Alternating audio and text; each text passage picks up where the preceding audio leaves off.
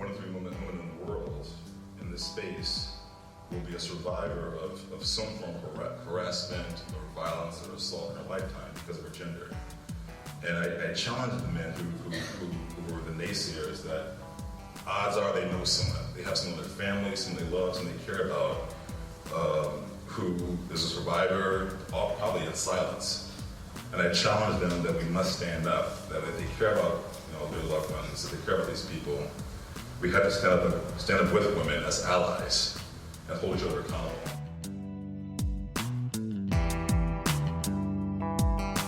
Hey everyone, my name is Samantha and And my name is Remoy Phillip. I'm sick and dying. I apologize if I cough in the mic. Great, and this is MASKulinity. So it's really important to understand violence as a phenomenon that impacts everyone, and specifically as something that we ought to be doing something about. And last week we talked about supporting men and boys who have been victims of violent crimes. And so today we're going to address what it can look like for men to engage in ending violence against women. Right. The clip you just heard really highlights the importance of men stepping in and making violence against women their issue, meaning my issue and our issue as men, and how we don't stand a chance of getting rid of this or eradicating this polemic without men being involved. Yeah, and so the wise words that you just heard, wise words. Very, very wise words, also happen to have been spoken by Jimmie Briggs, who we are super excited to have here in the flesh in the studio today to have this conversation with us.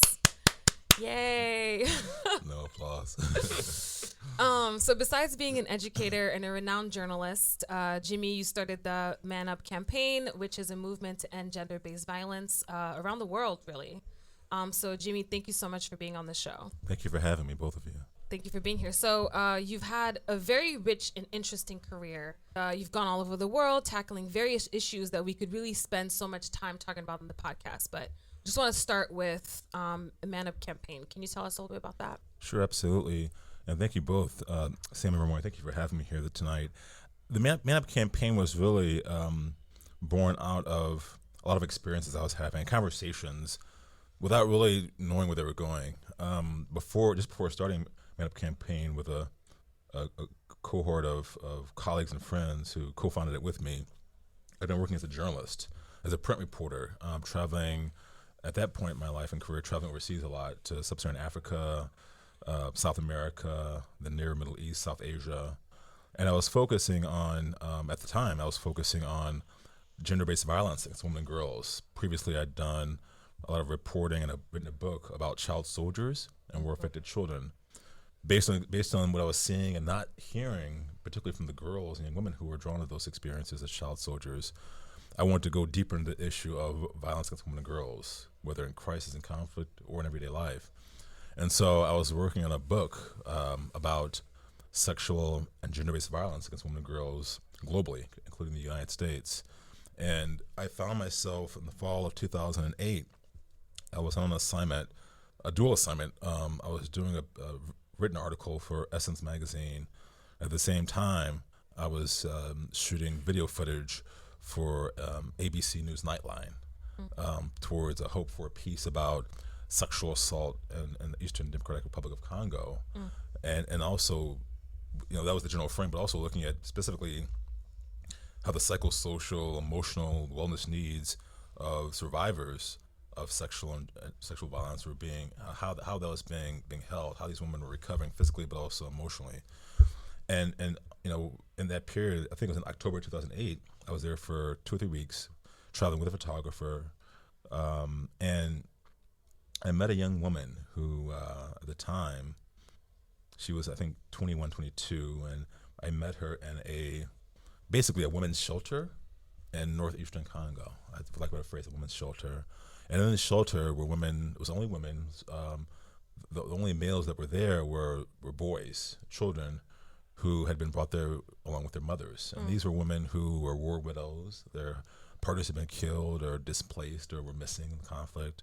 These were women who themselves had been directly attacked, physically, sexually. These are women who had been displaced from their homes or were fleeing with their families or solo. And I met a young woman there who had been, again, 21, 22 years old. She had been gang raped. She'd been gang raped multiple times over the course of a day and a half. And in the midst of these attacks on her body, on her spirit, her children had been killed in one of these incidents. And just, as she recounted to me, sitting in this women's shelter in this remote part of northeastern Congo, Central Africa, recounted me her journey, and particularly what, the circumstances that brought her to that women's shelter. I just really, for lack of a better phrase, it was almost like it was a spiritual epiphany. And I say that because it was really, her story and being with her, being in community with her in that moment, in that place, it just kind of switched on something for me. Turned one thing off, switched something else on. What it turned off was, at that point, a desire to continue being a journalist, an observer. As I would say, and I wouldn't say that now, but then I'm like, wow, I'm a bystander. I'm coming here, writing an article, doing this video piece, shooting this footage, but I'm not in it. I'm not actively, I'm telling her story and those of others, but I'm not, doing something actively. I'm not, really pushing myself into a challenging situation around this issue. Yeah. And so, in that moment, simultaneously, I turned off the switch wanting to be a journalist for a period of time, but turned on the switch of wanting to be an advocate or activist. And one of the last things she said to me before my colleague and I left that shelter, she said, please pass my story on. Please pass my story on so that we can prevent this from happening to other women, other girls. Yeah. Use my story, And I remember her face, I remember the situation when she spoke, the room, who was in the room, the observers, other women.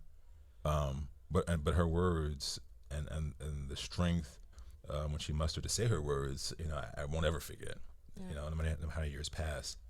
And so that encounter, that woman's story in particular, the collection of stories that led up to that meeting with her, really were a major inspiration to wanting to do something more.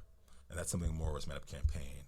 At the time, personally, there was also a component personally, because at the time I was working on this book, this intended book about women and sexual violence globally, including the United States. I was divorced. I had a daughter. I still have a daughter. She's 16 years old now. She was younger then. But having this small child back home in New York and traveling, talking to other women and their daughters and their sisters and mothers and cousins and grandmothers and so forth, it was really catalytic to being more active, to standing up. And it made me think about all the times in my life to that point where I had stood up, where I had, I've been walking on the street and I heard, some random person, use, epithet towards a woman, a familiar one, which I'm sure we all know. Or the times I not, intervened when, a woman or young woman may have been physically at risk. I hadn't intervened. I hadn't stepped up or tried to prevent her, or stand up for her, with her. And so, after that encounter with this woman in Eastern Congo, I wanted to do something more. I wanted to be more active and stand up. And so, a group of colleagues of mine, some who I knew from being a journalist, some and just among my circle of friends socially, I presented this idea, this vision of what was on my mind. This vision of wanting to create a platform, organization for young people globally to work together collectively, to share best practices, to share lessons learned, to share experiences about what was going on in Eastern Congo or Rwanda or Brazil or Colombia or Oakland or Iran or Australia or South Africa, all these different countries, all these different youth, between the ages of 15 to 25, that was the age range we decided on to engage. Bringing them together to really kind of network and support each other's efforts in their respective communities, using the tools that would best reach their peers, between that 15, 25 cohort. So it could be arts, it could be music, hip hop, rap, sports, technology, whatever is going to engage peers in their communities on a grassroots level. We want to support them in doing that. And as a journalist, I hadn't really seen at that time. This was in 2010. We launched. After a year, a marathon year of kind of concretizing this idea into a plan of action and raising money to enact it and bringing youth to South Africa during the World Cup. We in 2010 we brought these youth together with the aim of announcing that this effort existed, Man Up Campaign, but also really supporting the people who we initially engaged to go back empowered, resourced, network to affect change around sexual and gender-based violence in the communities, whether it was trafficking, domestic violence, whatever issue they were facing, they felt was most pervasive and pernicious in their communities in regards to the lives of women and girls. That's what we want to support them in facing.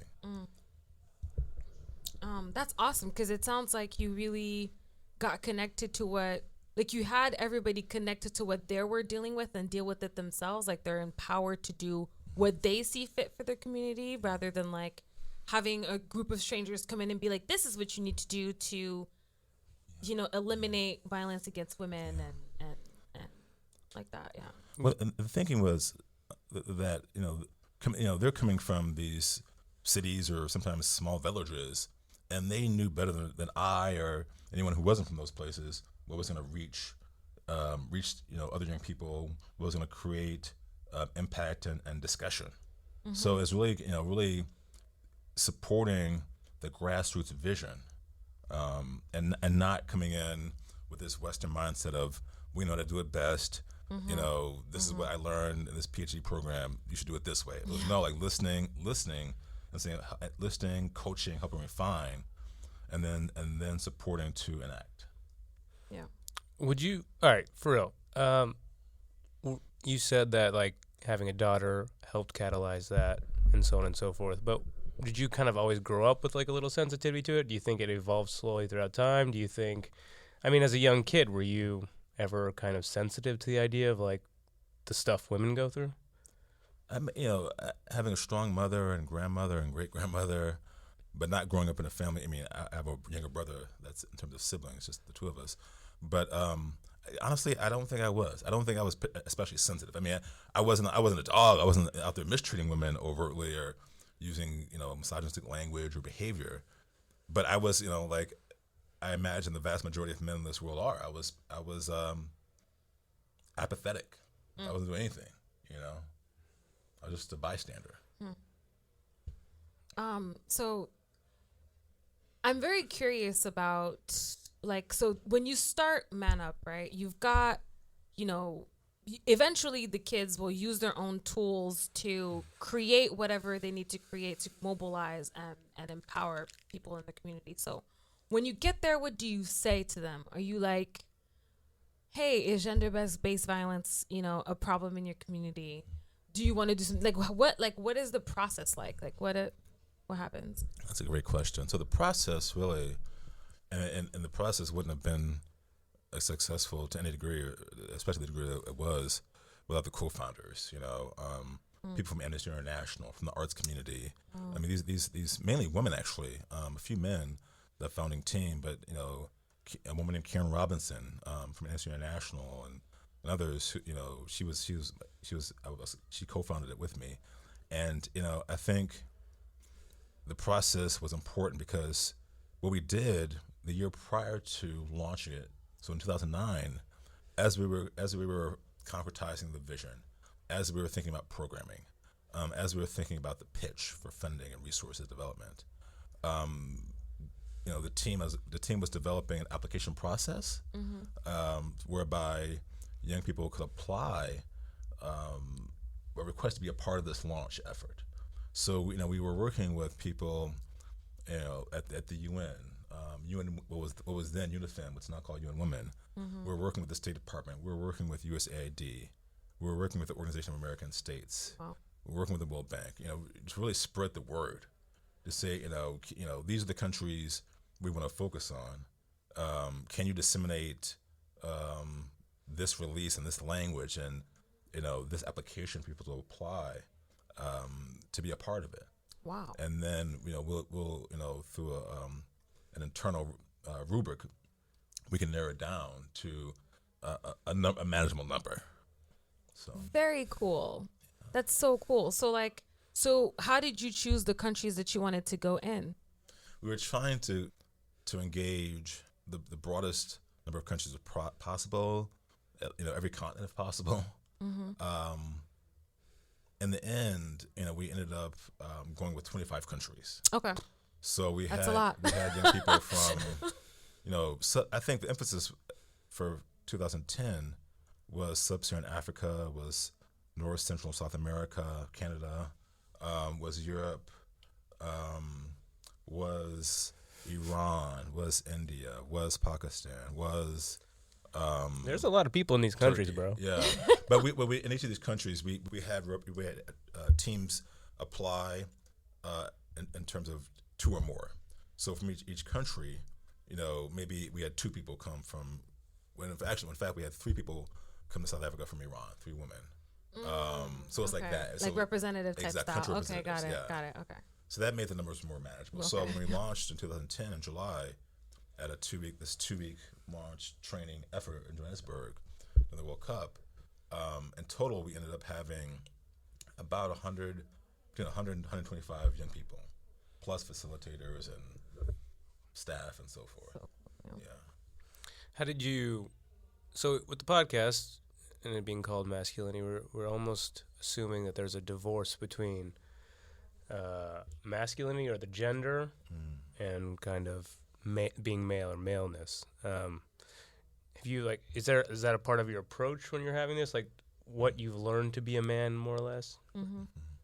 That's a critical question. I'll be honest with you. I think now, 2 things. One, I wish 7 or 8 years ago, before Manhood Campaign was launched, 2009, 8 years ago, I wished we had gone into it with a more nuanced gender frame. I mean, we did talk. Gender was a part of it. Having kind of conversations about gender identity, particularly on manhood and masculinity, and what those 2 words mean together individually. A lot of young people didn't even know they couldn't define masculinity. Totally. Manhood might, being a man, you say like that. That's much easier to say. This is what a man is, but the idea, a construct of masculinity or manhood was, for some, not all, but for some, was a different kind of conversation. That conversation happened after the launch in 2010, after July 2010, we had the launch event. But I wish we had framed it. This is me, hindsight. I wish we had framed it more sharply than initially. And I say that because, thinking about something you said, before we started, the podcast. I wish we had been more nuanced about it, because I think it's critical to have conversations, and not just have conversations, but to create situations or environments where those conversations can lead to behavioral transformation at a younger age. 15 to 25 is great, but as men, you and I know, the critical area is not 15 to 25. It's actually between 8 and 12, or maybe even between 8 and 10. That's the critical part where we have to, I would say, interrupt the harmful socialization of boys and men in society in general.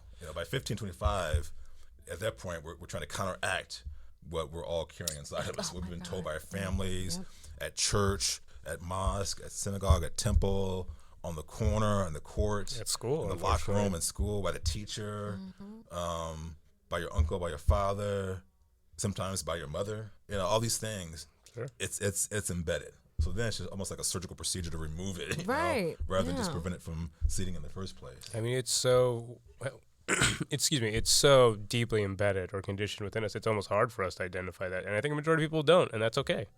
I think that's why stuff like what you're doing and this kind of hope to do in this podcast is going to help people see with more open eyes that there is maybe something different between man and masculinity, right? I think what you're saying in terms of the 8 to 12 is really brilliant, because I'm toying around with this project of trying to include a gender module in sex education for schools, right? And all the teachers that I've talked to are like, I'm an elementary school teacher, who are elementary school teachers, obviously, are like, oh, like, it's a little bit too early for me. And I'm like, is it too early for you? Because, I mean, when you're watching like Frozen or watching some like Pocahontas, you know, it's filled with images of like women being saved by men, or, you know, these days, thankfully, women, you know, saving themselves and each other, but you're still dealing with like the notion of what femininity can look like as a tool of, or the way that femininity shows up when you're trying to like combat evil versus the way that masculinity shows up when you're trying to combat evil. Sam, I feel like, you know, I totally agree with you. I think that you're absolutely right to push for a gender component being discussed in sex education. And I don't think you'll respond, but I assume you would disagree. I strongly feel, and, you know, after MANHood was launched and you know, these youth representatives were back in their respective countries and you know, starting the work on their projects, you know, as their schedules allowed, I started having conversations here in New York with folks at Sesame Street and Scholastic, and trying to talk to educators and people who develop educational materials, making the argument that, you know, we have to create resources, curricula for teachers, for administrators, for parents, for faith-based leaders, to talk about gender, talk about sexuality at the earliest possible age. First thought when you started to talk was like, you know, maybe what we're dealing with is outdated. Maybe it's like, you know, we haven't updated to, you know, social media and just exposure to media constantly. But really, we should have always been doing this. Exactly. We really should have always been doing this. And now I think that it's gone to the other extreme where people are so saturated with information at all times that we really have to deal with ourselves and deal with like all the constructs that we've allowed ourselves to play into, because we're saturated with it so much, and we're seeing behaviors that were previously probably maybe like behind closed doors or whatever. Like, you know, we have reality TV now. It's like all about exposing everything. And so now we really get to see like what we've been teaching people about what it means to be a man, what it means to be a woman, what it means to be good, what it means to be bad, what it means to be a leader. Just as we know, or some of us know, I'm not going to presume, some of us know that gender identity is fluid. Right, some of us. Some of us right. know that. Yeah. I think that, you know, there has to be a conversation around that at an early. I would argue that it should happen earlier. That the conversation around gender, but also the fluidity of gender, has to happen earlier. And also along the lines of what you're saying around Frozen, I think that, you know, what it means to be a man, what it means to be a woman. And the fact that, you know, and I say this all the time to young men and boys, and girls and young women too, when I go to schools, especially in the city, public schools, I say to them all the time, you know, there's no one definition. It's an individual definition.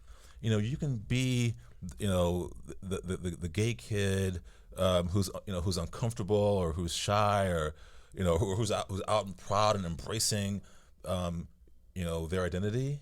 Or you can be the questioning kid or young man or young woman, and you're still, you know, how you define your manhood, how you define your womanhood, or how you define your gender identity, if it's not binary, if it's in those two binary different terms, that's your path, that's your journey. And I think, you know, the more that we support parents, educators to embrace those individual journeys, I think we'll see a rapid understanding, acceptance that there is no one definition of being a man, or there's no one definition of being a woman. But, you know, these are the behaviors of traditional manhood that are harmful to other men, but especially harmful to women and young men and girls, especially when undealt with. Exactly. You know, one of the risks with working with Cohort, which we were as a nonprofit, was the turbulence of youth. Because we launched in 2010 with a lot of young people who were in their late teens, early 20s, you know, with the best of intentions, with sincerity and commitment, who were able to launch their efforts successfully, you know, in Guyana, in Congo, in Burundi, in Uganda, and other places, to name just a few. Nevertheless, some people, you know, life intruded. and they, so right, they were yeah. the commitment was there, Yeah. but the capacity wasn't always there.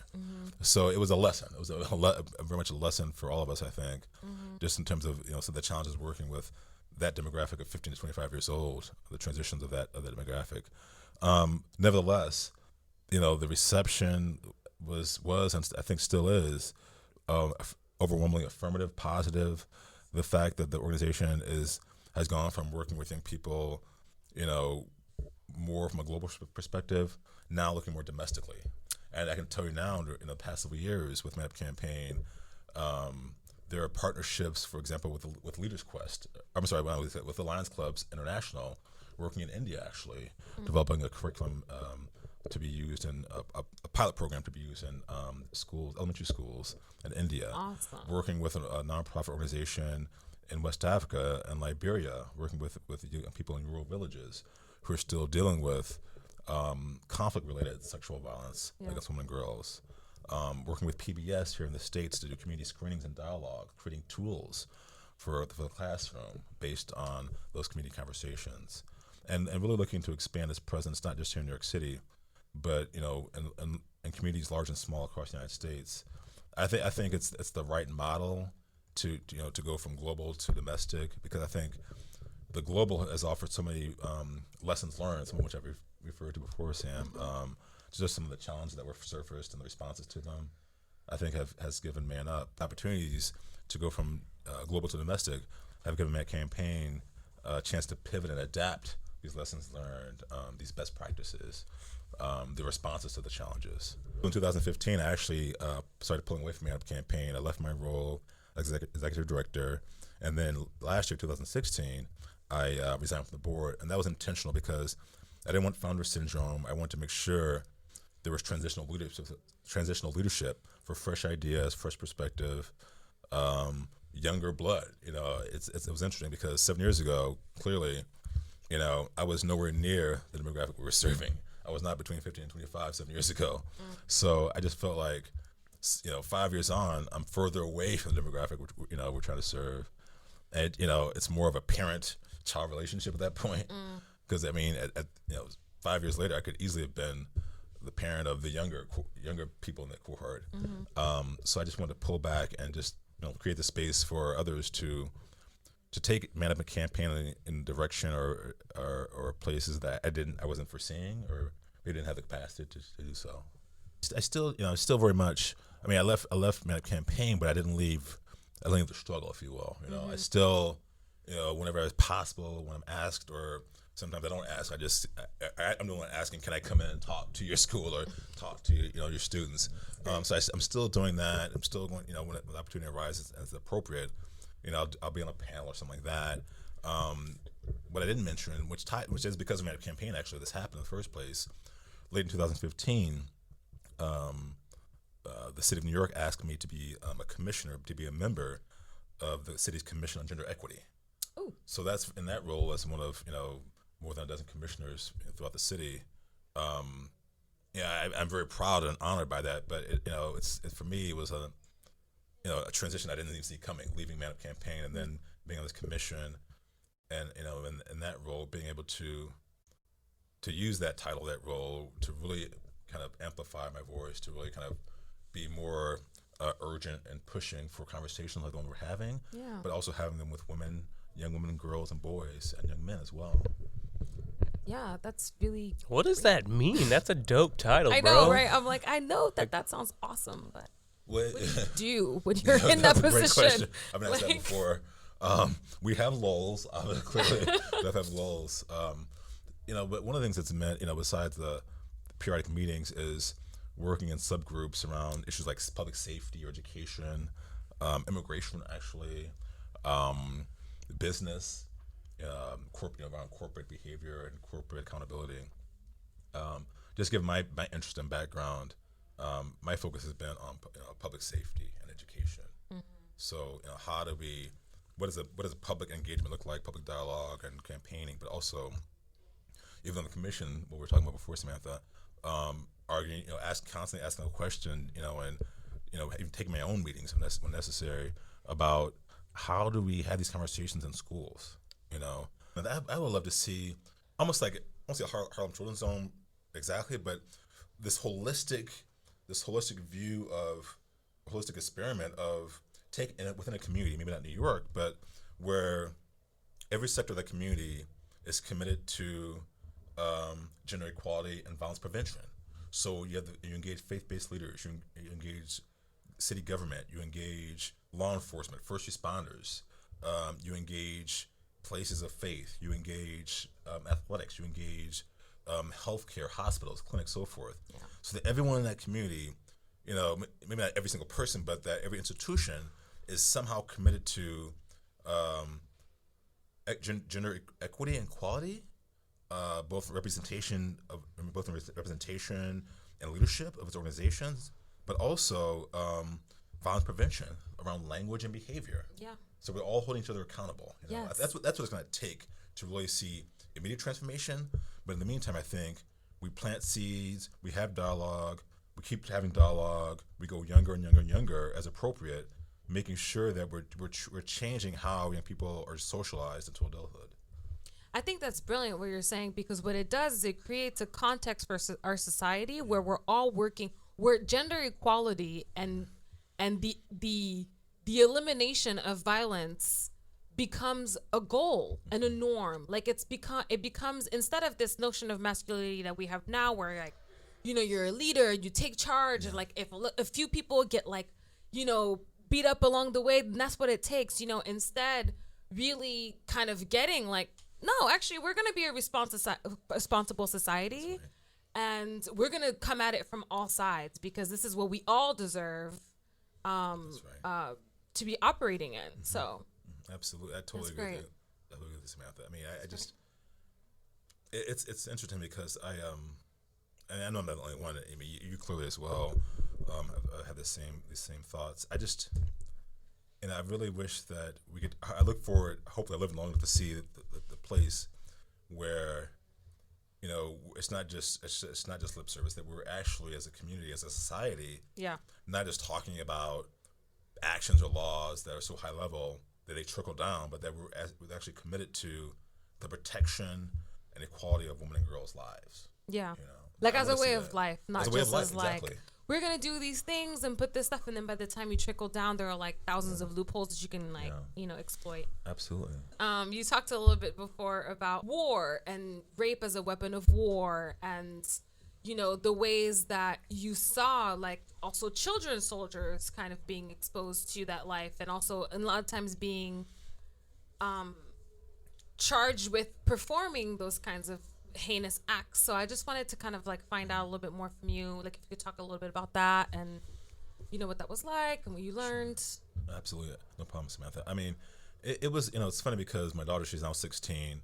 When I was traveling these places, these far-flung places, domestically and internationally, she was quite young. She was, she was young. She knew I was away, but she didn't really recognize where I was going or the risk that I sometimes faced going to these places.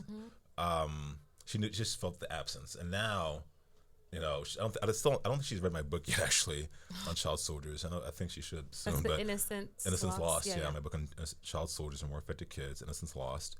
But now she's more curious about, even though I'm not a full-time, journalist or a documentarian, I am doing a project which I'll tell you about momentarily. But she's curious about the process and what I went through, and she's asking me more questions. And it's interesting, Samantha, because that period of my life, frankly, was overwhelmingly traumatic.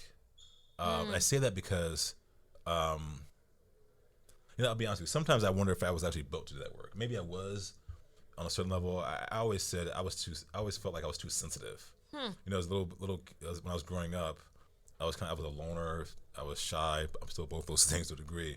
I was short and chubby, I didn't grow until I got to college. I, grow taller until I got to college and gain more confidence because of that and other things. But, for me, we're to say journalism was almost like performance to me. I mean, I love storytelling. I love documenting, and I love the responsibility and honor of people sharing their stories with me in their lives. Yeah. I still love it. I'm deeply committed to the storytelling and sharing.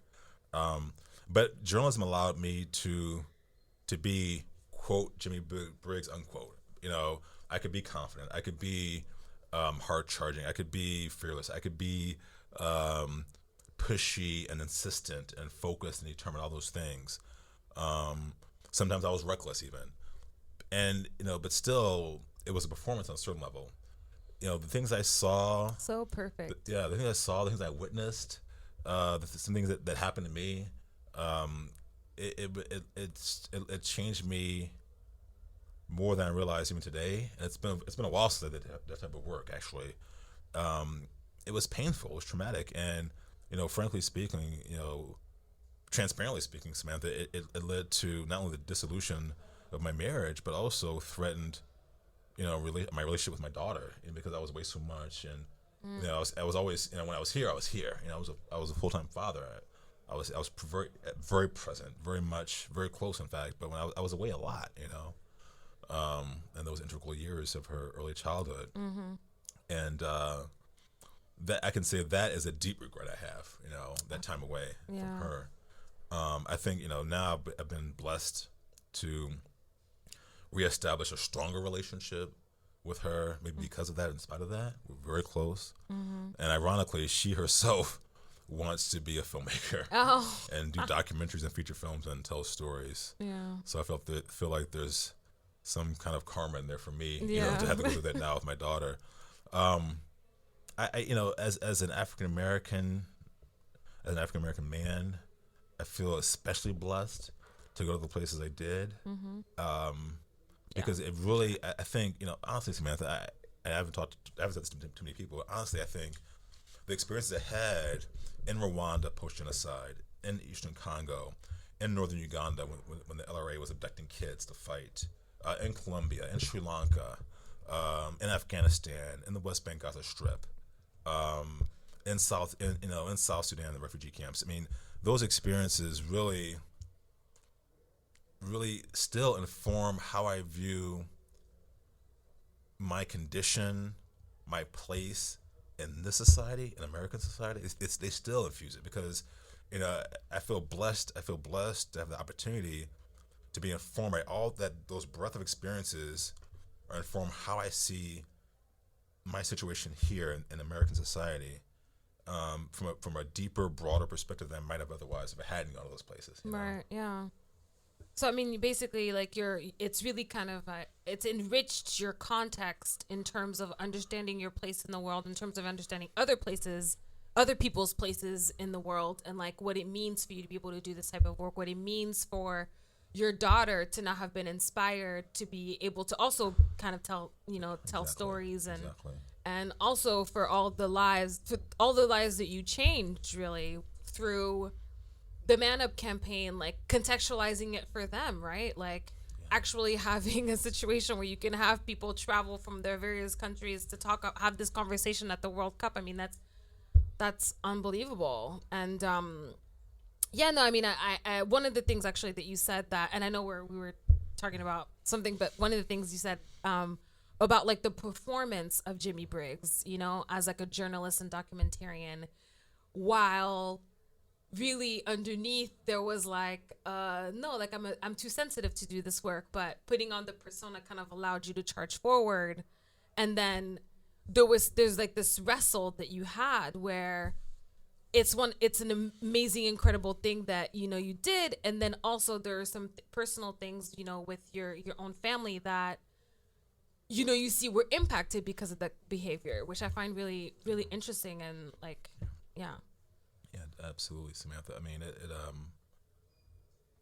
I think there's a collection of essays by James Baldwin, which came out like maybe 10, 15 years ago, 20 years ago, called "The Price of the Ticket." And I borrow that phrase a lot. And I say, when I talk about this work and the work that I did for a period of time, and the work that many other people are doing in this country and the world every day still, I think there's a price of the ticket when you do that kind of work. I mean, you go to these places, you're really making this personal contract with yourself that, you're making choices, that your personal relationships may suffer, whatever they may be, whatever form they may take, that your psychic well-being may suffer. And some people would say, no, I can go to these places and I'll be all right. For me, without judgment, I just feel that one, you cannot go into a conflict or war zone. You cannot go to a crisis, a natural disaster, or some other situation like that. You cannot go into a place where there's constant loss and grief and pain, trauma, suffering, without your humanity being challenged. Yeah. Without your humanity being scarred, depending on how long you stay there, depending on your degree of immersion in that situation. Yeah. And for me, everyone's journey is the individual. For me, the scarring was deep, but at the same time, I have to confess to you, Samantha, if I could go back and do it over again, I don't think I would change much in the journey. Because I think that journey, the journey I took, it led me to this place. It led me to this moment. It led me to, this place and this society and this community and this city and this country and this world. And I wouldn't change that. Yeah. Yeah. That's awesome. I mean, it's like, everything happens for a reason, that kind of thing. Like it's awesome. And I, with all the lives that were impacted, like, how could you possibly, right? Like, I mean, you hope there, Samantha. I mean, I still appreciate your generosity. Sincerely, I do. In saying that, I'll be honest with you. On the low days, on the dark days, you wonder, what impact we all wonder what impact we're having in the world, or even our world, our family, our friends, our community. My hope, my modest hope is that if nothing else, I help plant some seeds. Yeah. And I may never see those seeds bloom, but I plant those seeds. I know I plant seeds. And so, for me, that's the gift. That's the gift, planting the seeds, and hopefully, in sum total, that I have lived and will have lived my life in a way that I was able to provide inspiration and some degree of mentorship to others around me, formally or formally. Yeah. I think that actually kind of is a perfect segue, because I think you're currently working on a book. I am. Or unless you finished it, I don't know. No, I should be finished soon. I'm working on a book. It's actually a project. It's a project which supplanted the book I was meant to work on. The book that I'd been working on, I started working on. Well, let me backtrack, Samantha. Yeah. Before Man Up was, envisioned and developed and launched, I was actually working on a book before Man Up was launched about, it's a book I'm going to finish. I'm determined to finish it and go back to it. But it was a book in the form of letters to my daughter. I was very young. Aww. A form of letters to my daughter about, the challenges of the personal wars that women around the world face, whether it's here, in uptown Harlem or the Bronx or Brooklyn, or in India or Eastern Congo or West Africa, or whatever. The challenge that women around the world face, and a series of letters to her. And then Man Up Campaign was launched. And as you may have read, I'm sure you probably read, I got quite ill. I got quite sick. Yep. And so after I got sick and started recovering, I wanted to do, I tabled the book on women and the challenges they faced, the book for my daughter. I tabled that one, and I started focusing on manhood, my manhood and illness, and the transformational journey of going through illness or disease as a man. And then 2014 happened, specifically August 9th, 2014. And I say that date is very specific because what you may not know, may know, Samantha, is that I was born in Missouri, grew up in the St. Louis area. My mother was a teacher, now retired, still living in the St. Louis area. And in my early childhood, my family lived near Ferguson. And my mother taught in the school district. And when August 9th, 2014 happened, that's the date that Michael Brown Jr. was killed by a police officer named Darren Wilson. And watching at a distance initially, Samantha, watching it like here in New York, like millions of people did here, nationally, internationally, I was moved. I was shocked. I was shaken. At the same time, Ferguson was a community that I knew from growing up. I knew that community. Yeah. I grew up in that area. My mother taught in that school district. My grandmother lived in a nursing home until she passed away in that area. We got my brother and I got our haircuts in that area. We got haircuts in that area. I knew Ferguson. It wasn't, it wasn't foreign to me. And the way that it was depicted, collectively, the way it was depicted by colleagues or former colleagues in journalism, I just feel like that's not the place I know. Doesn't sound right to me, And so for the past year and a half, I've been working on an oral history project in Ferguson. So the past year and a half, I've been going back and forth between here in New York, my home, back to Missouri, staying with my mom, in the bedroom I grew up in fact, in her house where she still is, going back and forth as much as I can to capture the oral narratives of people who live there, the stakeholders, the residents, police officers, librarians, teachers, activists, business owners, counselors, residents, black, white, gay, straight, young, old, teenagers, up to people in their 80s, a cross-section of the community. And because, one, it was initially, Samantha, was driven by just personal curiosity, but very, very soon enough, it became really my contribution to not only to Ferguson as a community, but hopefully a contribution to the national dialogue around race and community, around transformation.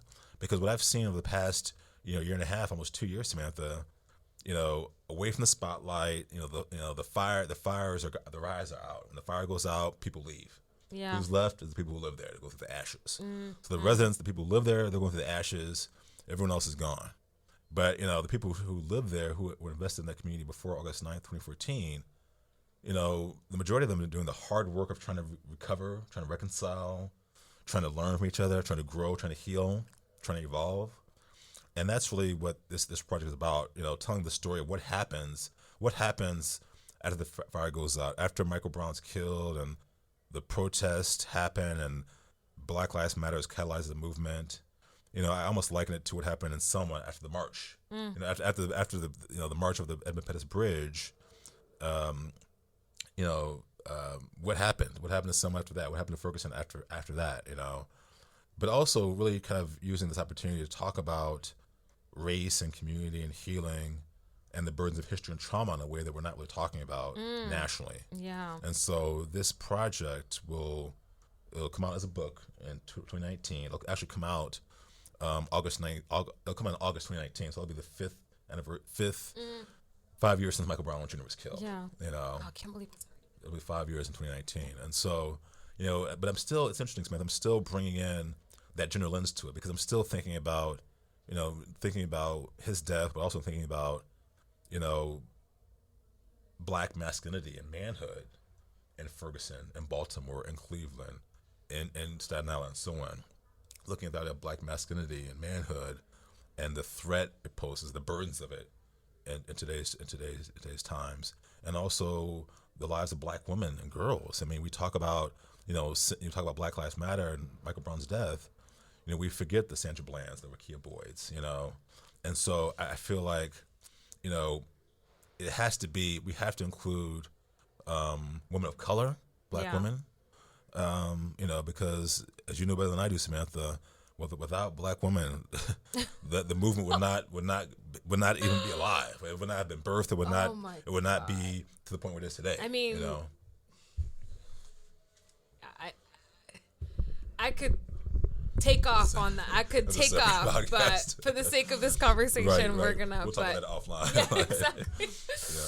That's. I mean, it's just what I really want to highlight about what you're talking about is really like actually connecting to the human experience, right? Connecting to the human experience at its various intersections, absolutely, instead of despite them. Yes, absolutely. Which I think a lot of times as a society, we're very guilty of wanting to strip down all the things that make us different so that we can connect rather than being able to see each other through them. And I mean, the whole point of this podcast really, because I mean, last week we had an expert from the Crime Victims Treatment Center who deals with men victims of violence, and he's talking to us about trauma. He's talking to us about compassion, right? And it's like this piece that somehow compassion is like the last thing we think of, right? It's like it's unbelievable. And it's like when you're talking about once the camera crews go away, once the protests go away, and people are there living, you know, like who's there? What's happening? Are we still caring about Ferguson? Do we care about what happened there? How are they doing? You know, Samantha, what you said is so beautiful. I mean, you gave me some thoughts, something to think about what you just said, because, I mean, even the word, even compassion, you know, I mean, it goes back to what we were talking about earlier, really the thread, you know, throughout our conversation, one of the threads I know you want to talk about, compassion. I feel like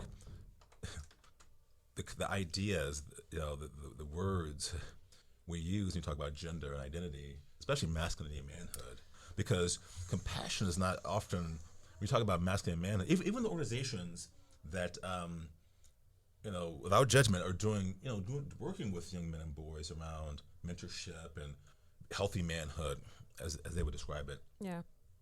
You know, we don't often talk about, we don't use words like compassion, or even when you say compassion, I thought about tenderness. You know, tenderness is like, you know, it's, you know, it seems a soft word, you know, feminine. Yeah. But it's like, you know, why can't compassion, tenderness, and vulnerability, and intimacy, you know, why can't we use those words? Why can't we be those things as men to the world and with each other, especially, you know?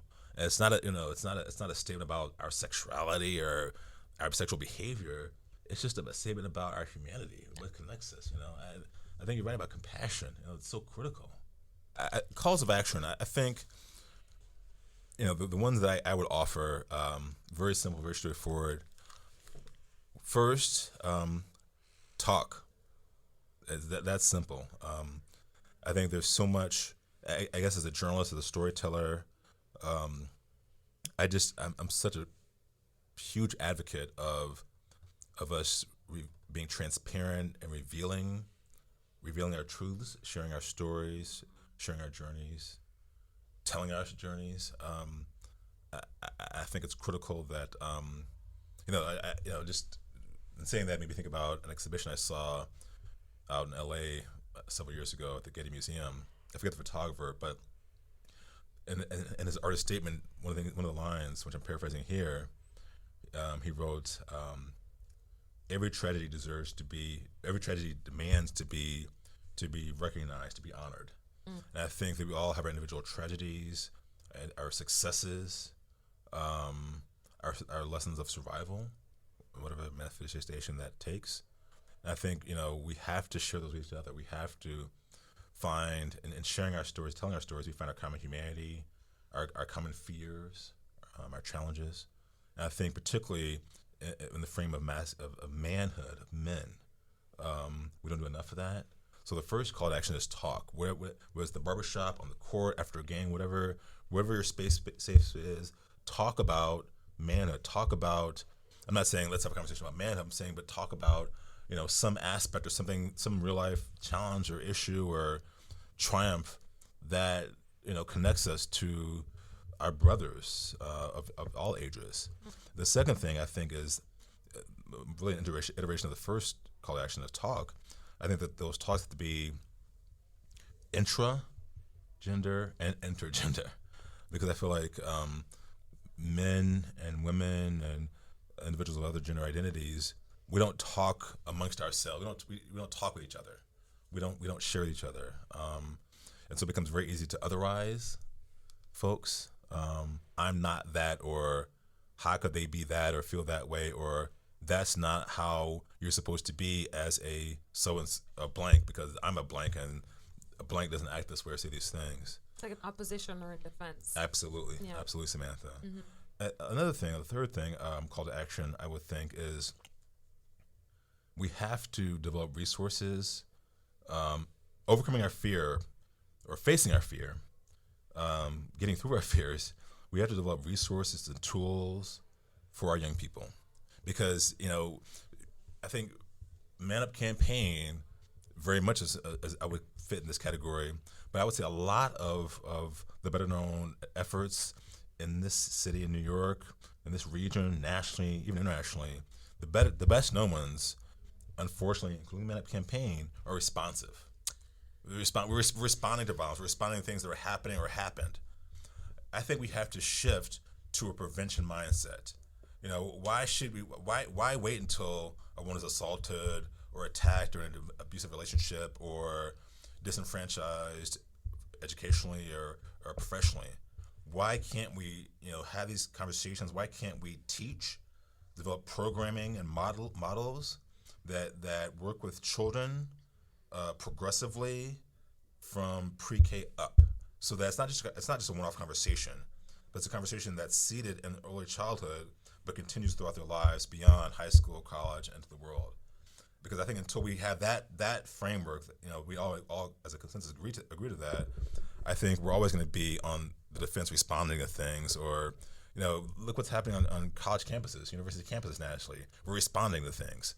From my perspective, having worked with colleges on gender issues around violence, I'm not giving colleges and higher education a pass. No, absolutely not. Still, I would posit that in 4 years, I don't expect a university or college to change any personal challenges my daughter has when she gets there. 4 years is not going to combat 18 years. So that prior 18 years before you get to the college, or university, whatever you're doing in the world, you need to have had a community, caregivers, Exactly. whatever form they're taking, and invest in you individually and collectively to have these conversations, to model for you behavior and language that is not harmful based on gender, race, sexuality, or anything else. And so I think we have to really fully be accountable, not just, again, like I said before, shine the light, but also look in the mirror too. Exactly. And I think, this is something that Remoy and I go back and forth on, is like really just like nurture versus nature. You know what I mean? Like, I knew she was going to bring it up. Of course I'm going to bring it up because ongoing struggle. Because like really what you're pointing to is like, we have things that we, based on who we are, on our genetics, on everything, there are things that we are predisposed to do. Yeah. And like, I'm with that, I'm not gonna line those up along sex, even though a lot of things could be, but there are things that are taught. And I would say that whatever it is that we're inherently born with has to show up in a specific context that allows for it to show up in. And I think that if we can orient that context early, then different things will show up. I hope that's not too conceptual, but not at all. I agree with you, Samantha. I absolutely agree with you. It goes back to what you were saying earlier about, talking about your struggle, in which I empathize, wanting to, have gender be a component of sexual education. I think, you would think it would be easy to agree to that point. Yeah. I know it's not, but. Yeah. But yeah, I think, those three things, I think those are the things I would suggest most easily, most urgently.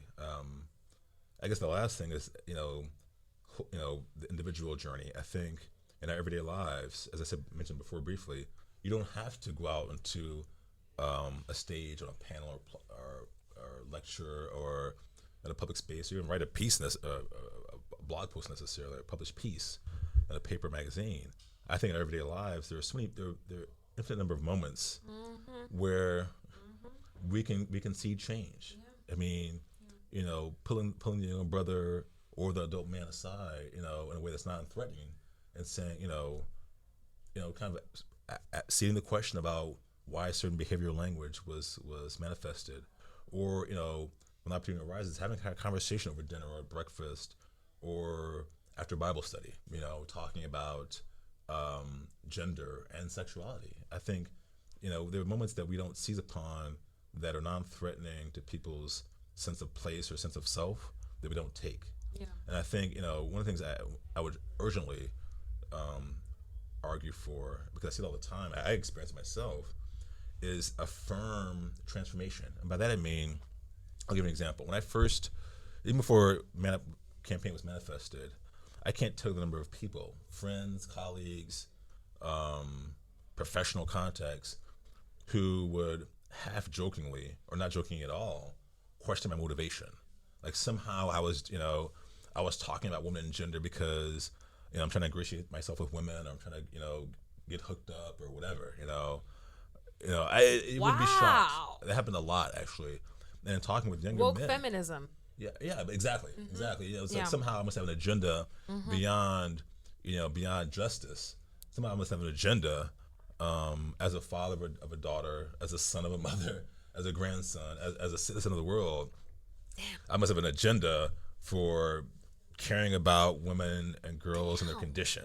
Damn. And I think too often we don't affirm people when they stand up, because imagine, and I hear this all the time when I talk to young people in public schools.